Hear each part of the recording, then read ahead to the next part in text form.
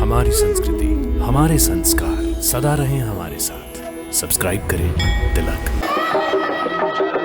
विश्वरूपं हिरण्यवर्णं सुवृतं सुचक्रम् आरोह सूर्ये अमृतस्य लोकं सोनं पत्ये वातुं तुलुष्यो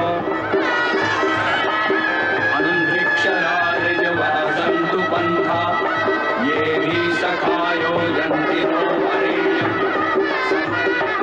गोरी मन भावन के संग हिरन लागी, हरे हरे हिरन लागी भावरिया।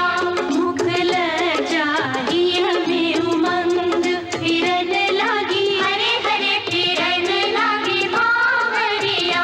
गोरी मन भावन के संग।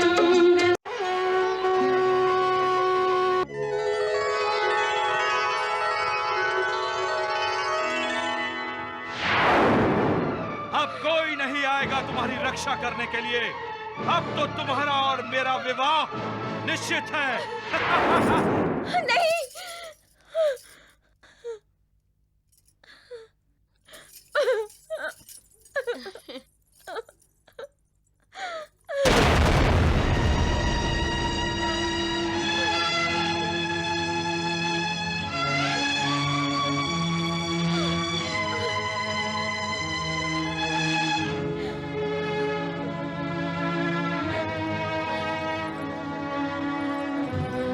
तुम अब अपने महल में सुरक्षित हो सुमति। फिर वो एक बुरा स्वप्न था राजकुमारी, परंतु ये स्वप्न है या सत्य?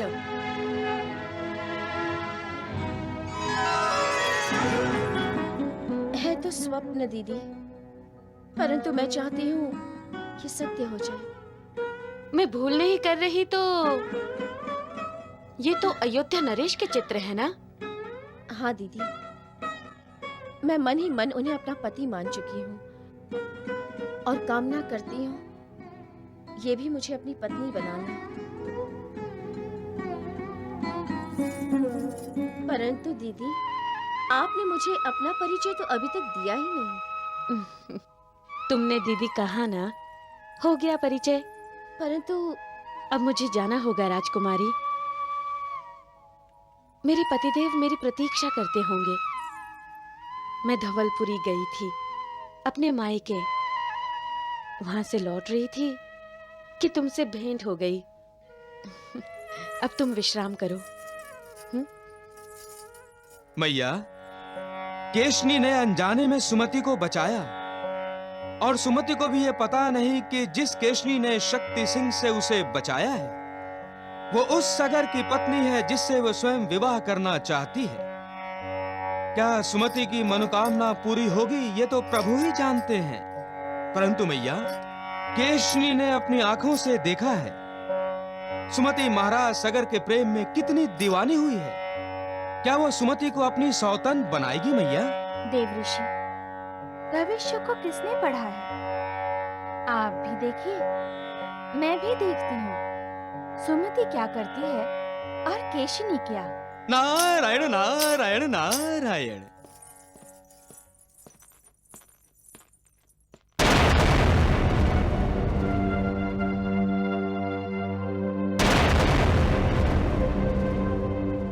सुमति,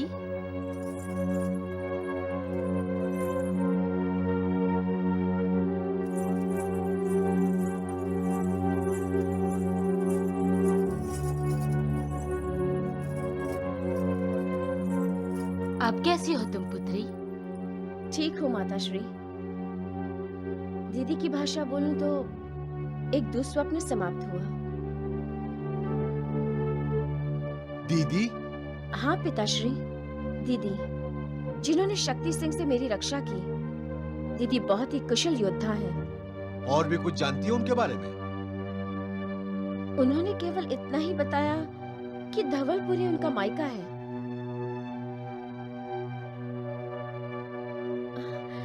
क्या बात है आप? पुत्री सुमति, महाराज सगर के इन चित्रों को देखकर तुम्हारी दीदी की प्रतिक्रिया क्या थी? प्रतिक्रिया? चकित हुई। मैंने कहा, मैं दिन में भी महाराज सागर के स्वप्न देखती हूँ और मैं उनसे विवाह करना चाहती हूँ। आप ऐसे क्यों पूछ रही हैं? पुत्री, शक्ति सिंह के सेनापति को युद्ध में पराजित करके और उसका धड़ उसका शरीर से अलग करके जब मैं सेना के साथ तुम्हें शक्ति सिंह से छुड़ाने के लिए आगे बढ़ा तो मैंने देखा कि अयोध्या के किसी योद्धा ने तुम्हें बचा लिया है। नहीं नहीं, वो अयोध्या का कोई योद्धा नहीं था पिताश्री, वो तो दीदी थी। हाँ, दीदी भी अयोध्या की ही है। तुमने उनके रथ पर लहरा रहा ध्वज नहीं देखा?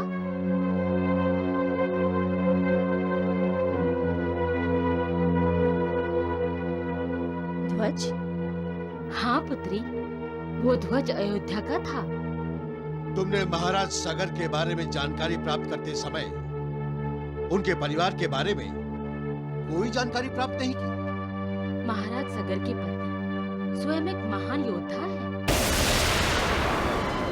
और उनका मायका धवलपुर है।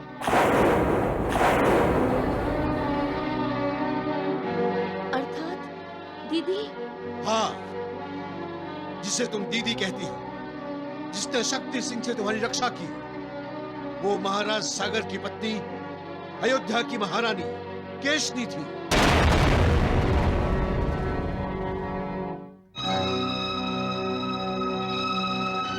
दीदी, अयोध्या की महारानी? हाँ पुत्री,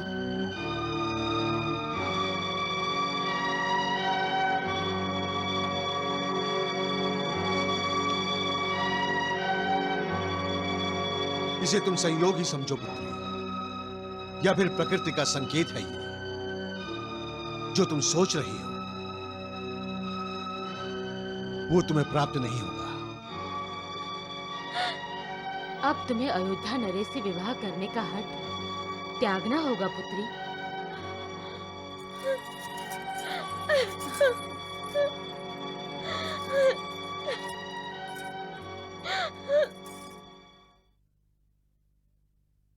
इसका अर्थ ये हुआ कि आप अपने मायके नहीं, मेरे विवाह के लिए कन्या ढूंढने गई थी। सुमति आपके अनुरूप है महाराज। अनुरूप और एक रूप में बहुत अंतर है महारानी। आप मेरे अनुरूप हैं। आप मेरे सुख दुख से एक रूप भी हुई हैं। इसीलिए तो आप मेरे लिए कन्या ढूंढने लगी। क्या कोई पत्नी अपनी सौतन को ढूंढेगी? सुमति भी आपसे एक रूप होगी महाराज, क्योंकि वो आपसे प्रेम करती है। और आप? सुमति अयोध्या को उत्तराधिकारी देगी महाराज।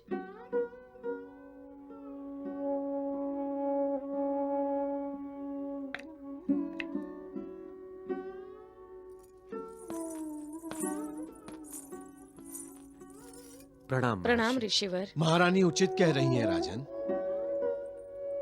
आपका और राजकुमारी सुमति का विवाह हो, इसी में पृथ्वीलोक की भलाई है। आप विवाह का प्रस्ताव तत्काल समस्तीपुर भेज दीजिए और विवाह की तैयारियां आरंभ कर दीजिए राजन।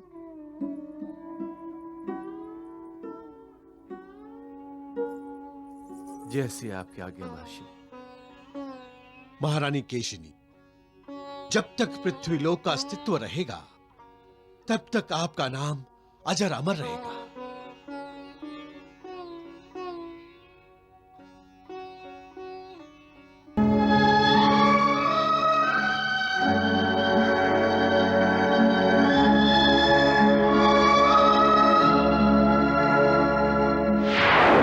परंतु दीदी, आपने मुझे अपना परिचय तो अभी तक दिया ही नहीं। तुमने दीदी कहा ना, हो गया परिचय। परंतु अब मुझे जाना होगा राजकुमारी। मेरे पतिदेव मेरी प्रतीक्षा करते होंगे।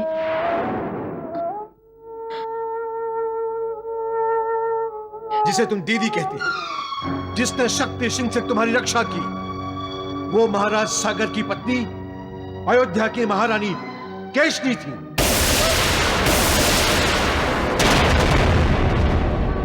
अब तुम्हें अयोध्या नरेश से विवाह करने का हट त्यागना होगा पुत्री। अब मुझे जाना होगा राजकुमारी। मेरे पतिदेव मेरी प्रतीक्षा करते होंगे। अब तुम्हें अयोध्या नरेश से विवाह करने का हट त्यागना होगा पुत्री।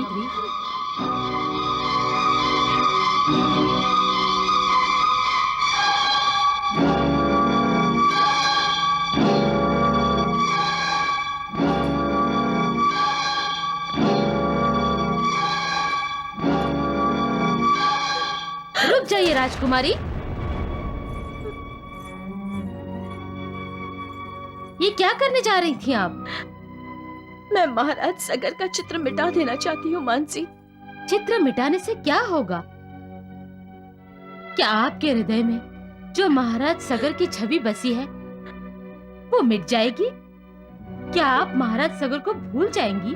नहीं, मैं अपने आप को भूल सकती हूँ, महाराज सगर को नहीं भूल सकती। तो फिर ये निराशा क्यों? तुम जानती नहीं हो मानसी की मैं केवल इतना जानती हूँ कि मेरी स्वामिनी राजकुमारी सुमति अयोध्या नरेश को चाहती है, उनसे प्यार करती है और उनसे विवाह करने का स्वप्न देखती है। मेरा स्वप्न अब स्वप्न ही रहेगा। मैं उसे सत्य करने का प्रयत्न करूंगी राजकुमारी। यदि आप अनुमति देंगी तो मैं स्वयं अयोध्या जाकर अयोध्या नरेश से मिलूंगी और आपके मन की बात उनसे। कोई आवश्यकता नहीं है तुम्हें अयोध्या जाने, क्योंकि अयोध्या की महारानी केशनी स्वयं मुझसे मिलकर गई हैं। उन्होंने मेरी रक्षा की है। मैंने तो कब की हत्या कर ली होती यदि दुरात्मा शक्ति सिंह की रानी बन गई होती। मुझ पर उपकार है अयोध्या की महारानी के, मैं उनकी कृतज्ञ हूँ। कृतज्ञ कैसे बन सकती हूँ? अब तो महाराज सगर का विचार भी मन में लाना मेरे लिए पाप है। मेरा उनसे विवाह का सोचना भी महारानी केशनी के प्रति विश्वासघात होगा। परंतु राजकुमारी, जब महाराज सगर के यह चित्र महारानी ने देखे होंगे तो क्या उन्हें ये समझ में नहीं आया होगा कि आप महाराज के चित्र क्यों बनाएंगी? निश्चय ही आपके हृदय में महाराज सगर की चाह है। मन ही मन में आप उनसे प्यार करती हैं। ये तो जान ही गई होंगी वो। इसीलिए तो महारानी ने पत्र भेजा है। कैसा पत्र पिताश्री? वो चाहती है कि तुम्हारा प्यार तुम्हें मिलना चाहिए।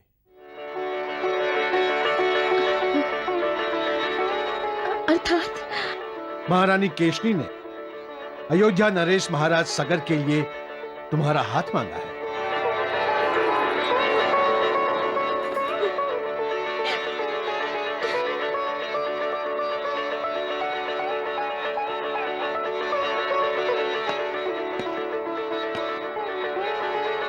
उनका दूत 2 पत्र लेकर आया था, एक हमारे लिए और दूसरा तुम्हारे लिए।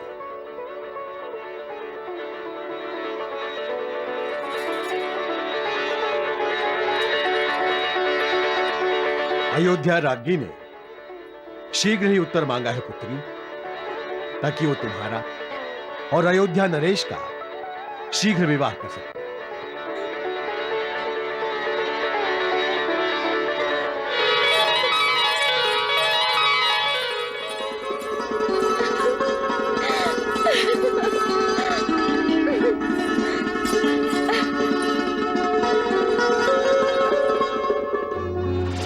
छोटी बहन राजकुमारी सुमति को शत शत आशीर्वाद के साथ मुझे दीदी मानती हो तो मेरा कहना भी मानना होगा।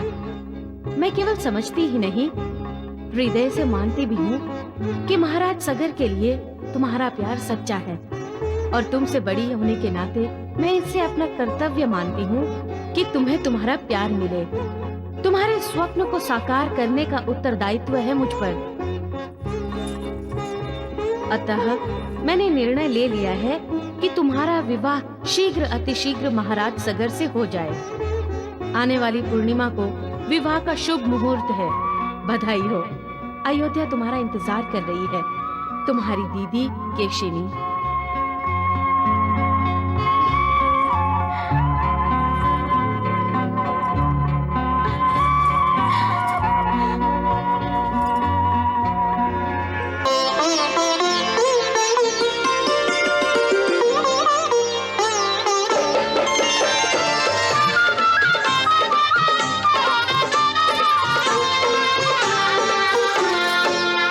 मेरी सुघर बनी को ब्याह, मेरी सुघर बनी को ब्याह, राम रंग बरसैली, हरि हरि राम रंग बरसैली। मेरी सुघर बनी को ब्याह, राम रंग बरसैली, हरि हरि राम रंग बरसैली। हमारी राजकुमारी सच्चे प्रेम की जीती जागती तस्वीर है। बिल्कुल, तभी तो महाराज सगर की महारानी बनने जा रही है हमारी राजकुमारी। अरे शीघ्र करो, बारात नगरी में आ गई है।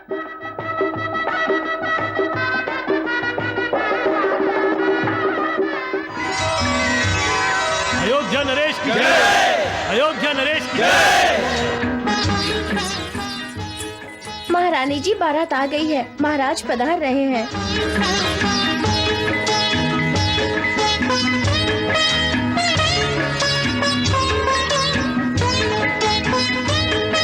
राजकुमारी, राजकुमारी, आपके वो आ गए।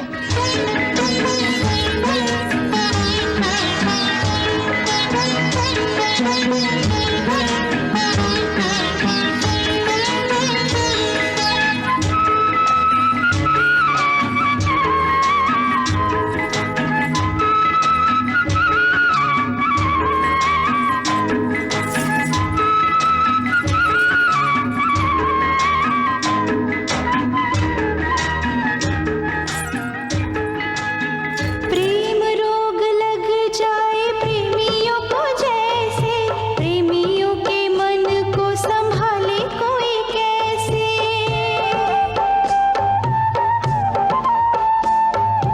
प्रेमी की छवि जब नैनों में समाए, प्रेम अगन फिर बुझने न पाए।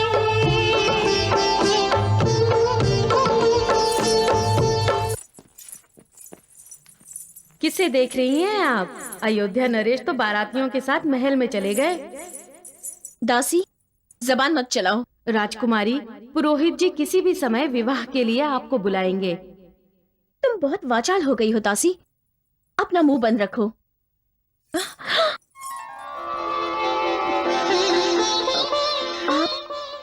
आप महारानी नहीं, राजकुमारी की दासी। क्यों लज्जित कर रही हैं मुझे आप? मैं आपकी अपराधी हूँ महारानी। ये क्या महारानी महारानी कहे जा रही हो? दीदी नहीं कहोगी?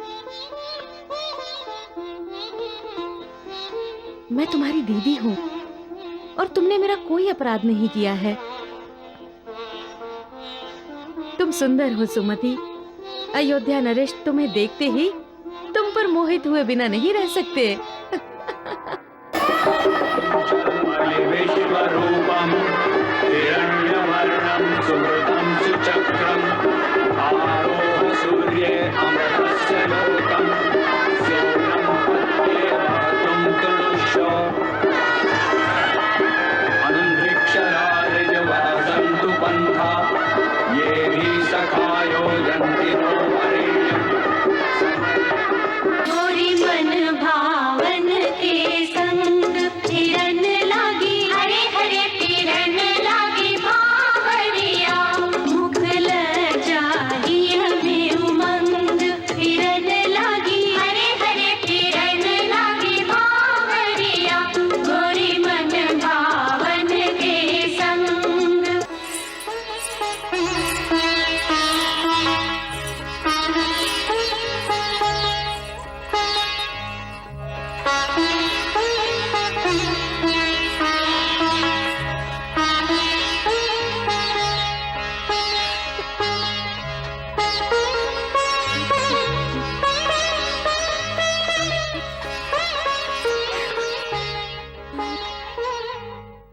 महाराज, आपके अतिथि सत्कार में हमसे कोई कमी रह गई हो या अनजाने में हमसे कोई अपराध हो गया हो तो हमें क्षमा कर दीजिएगा।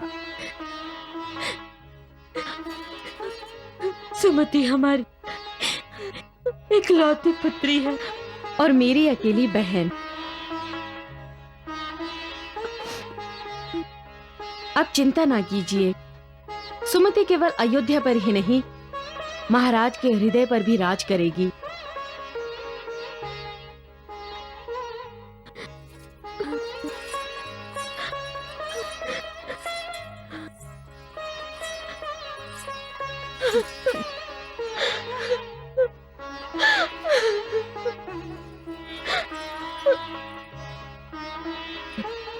अयोध्या की नई महारानी की आंखों में आंसू शोभा नहीं देते। अब हमें अयोध्या लौटने की आज्ञा दीजिए महाराज।